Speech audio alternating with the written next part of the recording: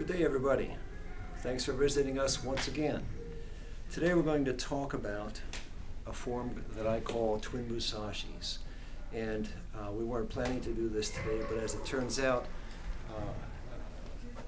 Sensei Mark Mixon has visited us from Ohio, and while he was here, we thought we'd have a little bit of fun with this. And assisting us also will be Sensei Chris Entis, who's part of our regular group. So twin Mushashis is a two-man sword set, and rather than talk about the entire history of this, this goes back multiple decades when I first created it. But it's sort of like the pinnacle of the sword arts, in that it's based upon relatively straightforward motion and concepts, but it requires that you be able to think on the fly and to make subtle changes in your attack and your defense with a good degree of confidence. And this takes many years to perfect. So we don't have many years to do this. We have just a few minutes, and we're going to try to get as much of this in to the few minutes that we have as we can. So if Sensei Chris, if you'll take the weapon, and I'll take a weapon. Typically, when we do this, one person designates himself as Torei, and Torei is the initiator of the action, and Uke is the receiver or the responder to the action. So when we start, normally Torei will be the higher rank, and he will declare that he's Torei. When I say Torei, that means he knows that I'm going to start the movement. I will be the first striker. Okay? So I'm announcing right now that I'm Torei. And the first part of the kata involves an 8-beat sequence. So we're going to go through the 8-beat sequence right now. 1, 2, 3, 4, 5, 6, 7, 8. Okay? We'll have another look at that. Starting out, I'm Torei. 1, 2, 3, 4, 5, 6, 7, 8. Okay, we have to be careful with sealing it here, of course, as we're doing this, so we're not doing it as fast as we might otherwise. So that's the foundation movement. It's an 8-beat pattern. Torei starts it, and then you go from the foundation pattern into the middle section, which is a 5-beat pattern repeated twice. Now you'll see the 5-beat pattern described elsewhere under the description flow drill.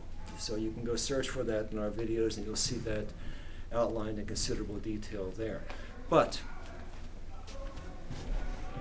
the 5-beat pattern looks as follows. He strikes over the top.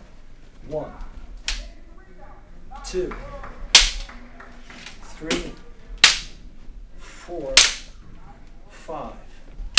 That ends the first repetition of the 5 beats. Now 1, 2, 3, 4, and 5.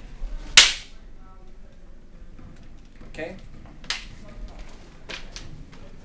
Those are the essential building blocks of twin Mushashis. Now we're doing twin Musashi short form. That's all we'll have the time to do today as far as explanation goes.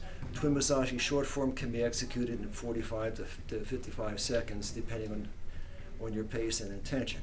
But now, starting to string these together, we'll do this in slow motion so you can observe.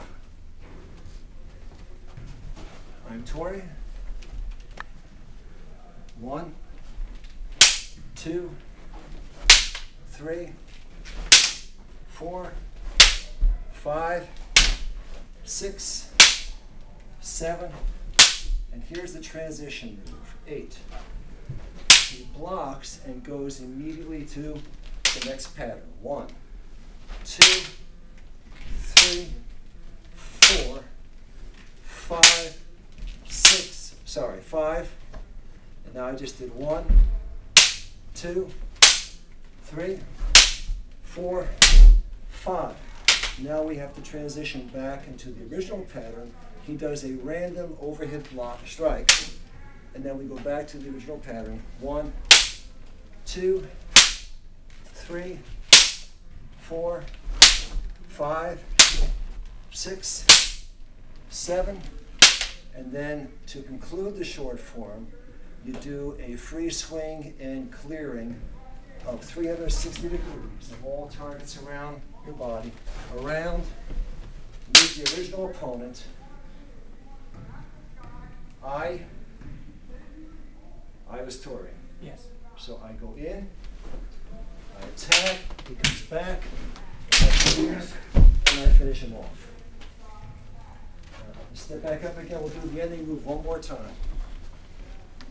The ending sequence is a return to the 8-beat pattern. I'm here. 1, 2, 3, 4, 5, 6, 7, 8. And around. And I go in. 1, 2, 3. I missed the block. Let's try one more time. Here, over the top. 1, 2, Yes, okay, so that's the Twin Mushashis short form. Now, once you master this, and it takes quite a bit of time to master, you'll do an extended version of that, which basically reverses the roles of the participants and doubles the length of the form. It's a lot more complicated. Perhaps in the future we'll have that on the video for you. Thanks for visiting today.